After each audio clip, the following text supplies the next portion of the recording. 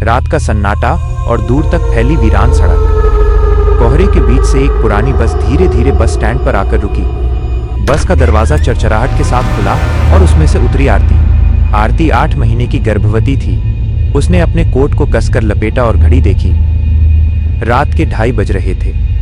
कुछ देर पहले ही उसकी बात उसके पति नमन से हुई थी। नमन ने कहा था, मैं स्टैंड के पास खंबे के नीचे खड़ा हूं, तुम बस से उतरकर कहीं जाना मत।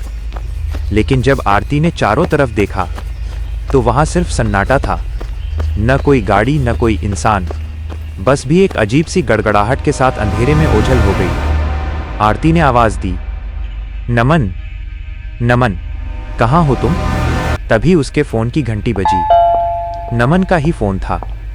आरती, मैं तुम्हारे बिल्कुल पीछे खड़ा हूं, तुम मुड़कर क्यों नहीं देख रही? आरती ने राहत की सांस ली और पीछे मुड़ी।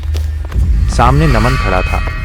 वही नीली शर्ट, वही चेहरा, लेकिन उसकी आंखों में वो चमक नहीं थी।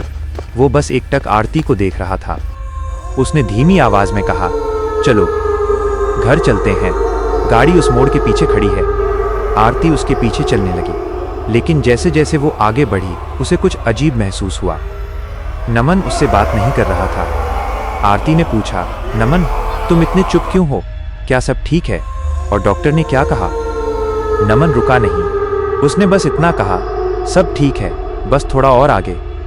आरती की नज़र नमन के पैरों पर पड़ी। उसके पैरों से कोई आवाज़ नहीं आ रही थी। वो चल नहीं रहा था, वो ज़मीन से थोड़ा ऊपर तैर रहा था। जैसे ही आरती के दिमाग में ये बात आई, नमन की गर्दन बिना शरीर हिलाए पूरी तरह पीछे की तरफ घूमी। उसके होंठ खिंच गए और एक डरावनी मुस्कान उसके चेहरे पर फैल गई।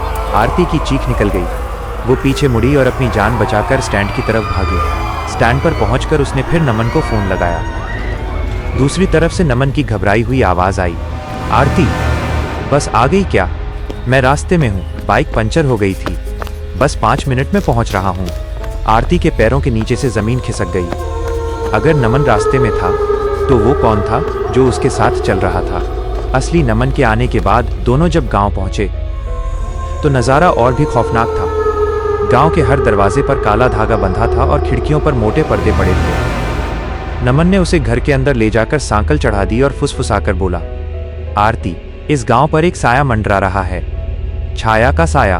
वो औरत जो बरसों पहले इसी बस स्टैंड पर अपने बच्चे के इंतजार में मर गई थी। अब वो हर रात निकलती है, अपनों का रूप लेकर, अपनों की आवाज़ बनकर। वो बस एक बार चाहती है कि कोई उसे घर के अंदर बुला ले।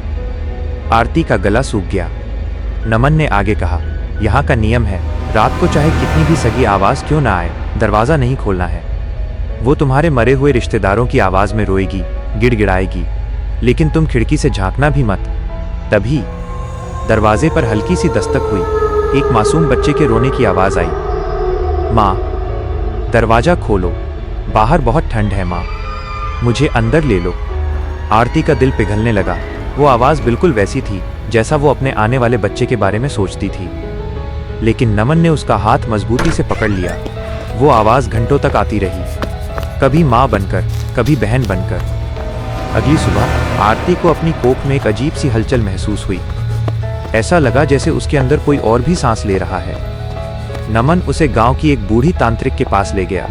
उसने आरती के पेट पर हाथ रखा और उसकी आंखें फैल गईं। बहुत देर हो गई।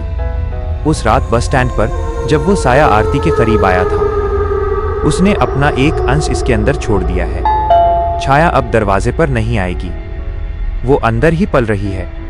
आरती के पास सिर्फ एक रास्ता था, उसे उसी पुरानी बस में वापस जाना था जहां से ये सब शुरू हुआ था।